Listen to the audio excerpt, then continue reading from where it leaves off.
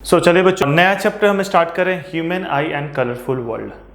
तो सबसे पहले हम ह्यूमन आई के बारे में पढ़ेंगे, बट ये बात ध्यान रखिएगा आप, ह्यूमन आई 2022 के सिलेबस में नहीं है, ठीक है, 2022 के सिलेबस में नहीं है, बट बेसिकली एनसीईआरटी का है, तो हम इसे पढ़ते हैं क्लास 10th के 2022 के सिलेबस में नहीं है। ह्यूमन आई क्या होता है? सबसे पहले ह्यूमन आई में हमें क्या पढ़ना, हम बायोलॉजी नहीं पढ़ रहे हैं कि बिल्कुल डेप्थ में पढ़ेंगे, फिजिक्स पॉइंट ऑफ व्यू से समझेंगे क्या क्या चीजें हैं इसमें, ठीक है, और थोड़ा सा इसके स्ट्रक्चर में जाएंगे। तो ये एनसीईआरटी का डायग्राम है। आप ऐसे समझिए कि ह्यूमन आई में जब लाइट एंटर करता है तो इसे 3 फेज से पास करना होता है। पहला होता है कॉर्निया। कॉर्निया में सबसे ज्यादा रिफ्रैक्शन होता है, in fact most of the refraction occurs in cornea. जो आपका एक अगला एडजस्टमेंट होता है, ये क्रिस्टलाइन लेंस होता है। क्रिस्टलाइन लेंस सिलियरी मसल्स के साथ एडजस्ट होता है, ठीक है। तो क्रिस्टलाइन लेंस सिलियरी मसल्स के साथ अटैच जो होता है वो आपका फाइन एडजस्टमेंट देता है लाइट का, ताकि एकदम बिल्कुल शार्प इमेज जो है वो रेटिना पे बने। पहला 3 लेयर क्या क्या होता है आपका, एक तो आपका आइरिस पीपल का अरेंजमेंट हो गया। आइरिस पीपल क्या करता है, अमाउंट ऑफ लाइट एडजस्ट करता है। आपने ऑब्जर्व किया होगा, जैसे आप बाहर हो, लाइट में हो और लाइट से आप सडन डार्क में आते हो, थिएटर वगैरह में एंटर करते हो, तो आपको पूरा अंधेरा अंधेरा पहले दिखता है, ठीक है, बट थोड़ा देर बाद आप एडजस्ट हो जाते हो और आप क्लियरली चीजों को देख पाते हो, चेयर वगैरह देख पाते हो। अदरवाइज एंटर करते ही कुछ नहीं दिखता है। ऐसा इसलिए क्योंकि जब आप लाइट में हो तो आपका प्यूपिल जो है वो बिल्कुल छोटा रहता है। प्यूपिल कैसा होता है समझिएगा, ये डायग्राम हम देखेंगे, इसको देखेंगे, पहले हम लोग थोड़ा रफ डिस्कशन करें। प्यूपिल कुछ आइरिस इस तरीके से मस्कुलर डायफ्रागम होता है और उससे जुड़ा होता है प्यूपिल। तो जब आप बाहर होते हो तो बाहर बहुत हाई इंटेंसिटी की लाइट है, ठीक है, दोपहर में अगर आप बाहर हो तो हाई इंटेंसिटी की लाइट है, तो आपको जितना लाइट चाहिए उसका अमाउंट कम चाहिए, मतलब लाइट आपको जितना चाहिए उसके लिए पीपल को छोटा होना पड़ेगा, क्योंकि बहुत ज्यादा लाइट अवेलेबल है। सारा लाइट इंटर कर गया तो आपके आई साइट में दिक्कत होगा, ठीक है। तो क्या होता है कि पीपल को छोटा करके रखा रहता है, तो कम अमाउंट ऑफ इतना हाई इंटेंसिटी है कि उतना छोटे से पीपल से भी लाइट इंटर करेगा तो आपके लिए सफिशिएंट लाइट है, तो आपके अंदर मतलब लाइट जा रहा है के अंदर। लेकिन जैसे ही आप थिएटर वगैरह में एंटर करते हो जहां पे अंधेरा है, तो उस केस में क्या होता है आपका कि अब तो पीपल आपका छोटा है, वहां पे लाइट ऑलरेडी कम है, काफी कम लाइट है, तो उससे जो लाइट एंटर करता है फिर सफिशिएंट लाइट नहीं होती है, तो चीजें आपको दिखाई नहीं देती है। अब आपको थोड़ा ज्यादा लाइट चाहिए, मतलब उसके हिसाब से थोड़ा ज्यादा पीपल का साइज बड़ा रखना होगा।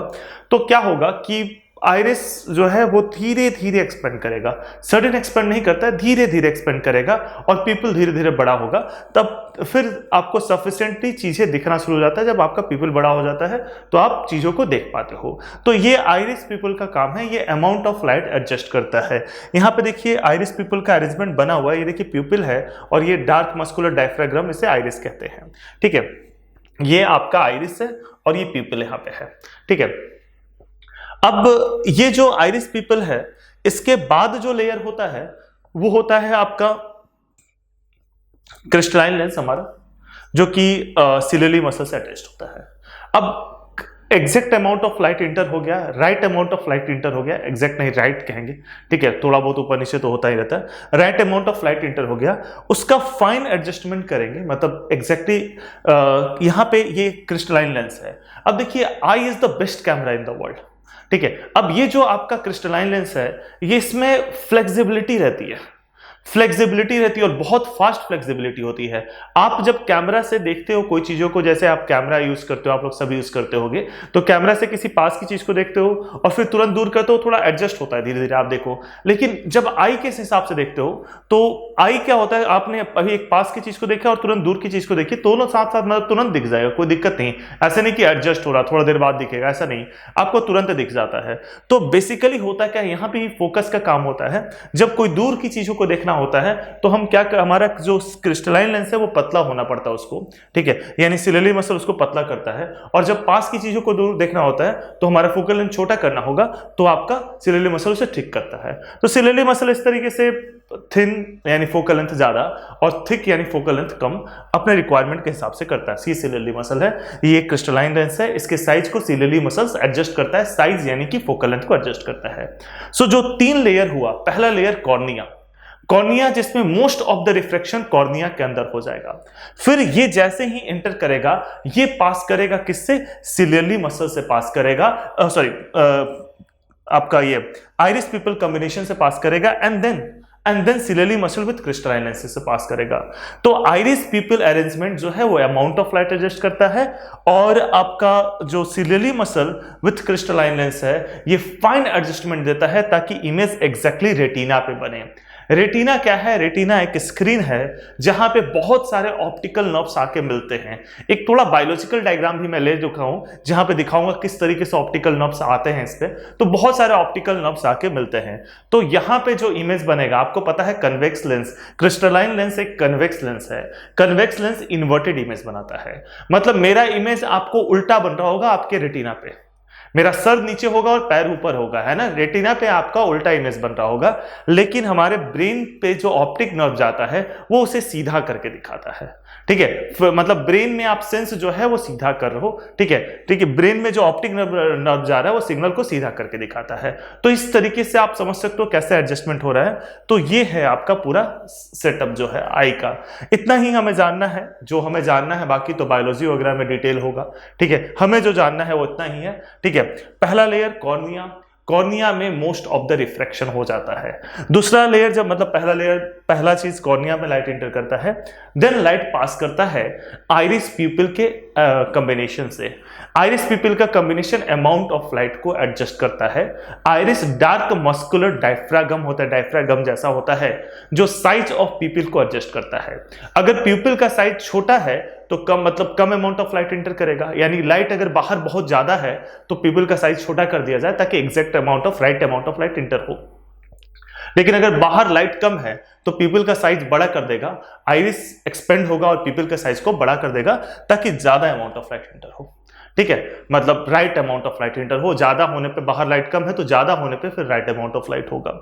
एंड देन फिर आपका ciliary muscle with crystalline lens, ciliary muscle crystalline lens के साइज को बड़ा छोटा करता है डिपेंडिंग ऑन रिक्वायरमेंट से पास करेगा और क्रिस्टलाइन लेंस जो है वो final image, exact image, sharp image retina पे बनाएगा।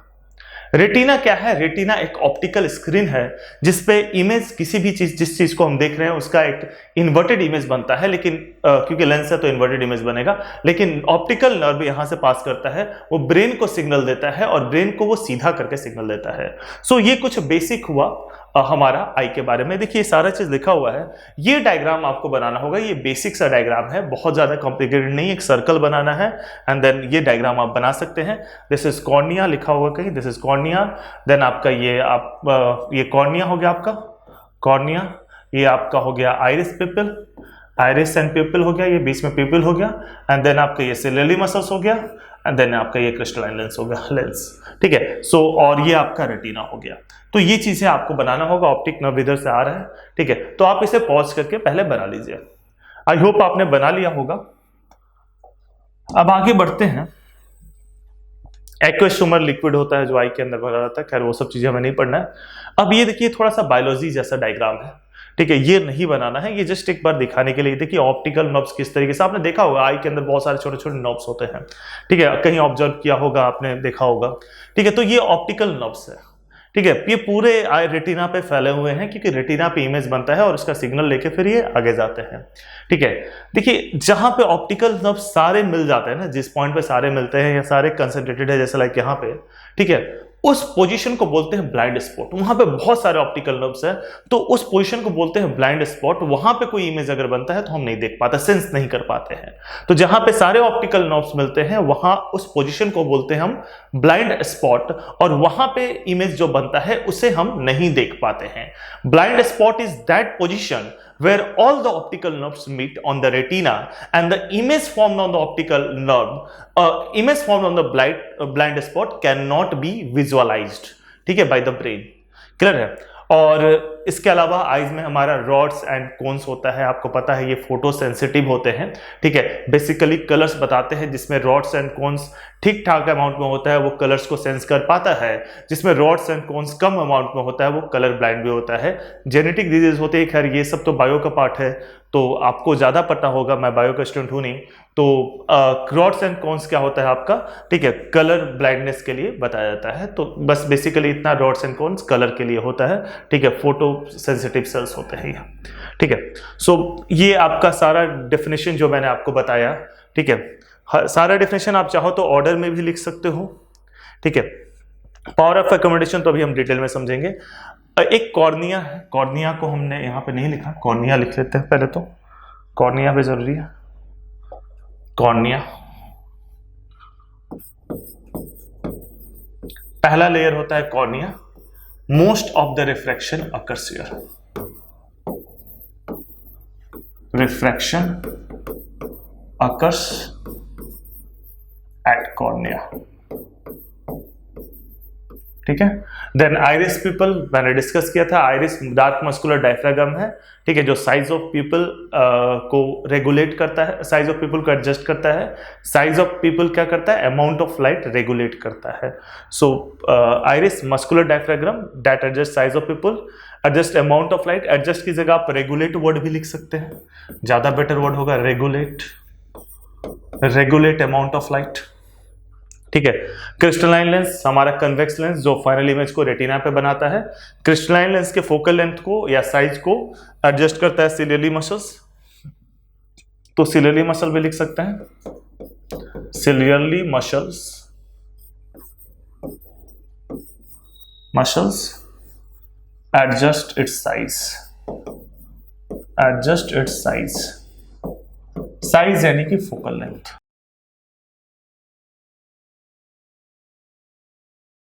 सिलियरली मसल्स इसके साइज यानी कि फोकल लेंथ को एडजस्ट करता है, ठीक है। रेटिना जहां पे आपका फाइनल इमेज बनता है, इसमें बहुत सारे ऑप्टिकल नर्व होते हैं, इसके बारे में हमने डिस्कस कर लिया।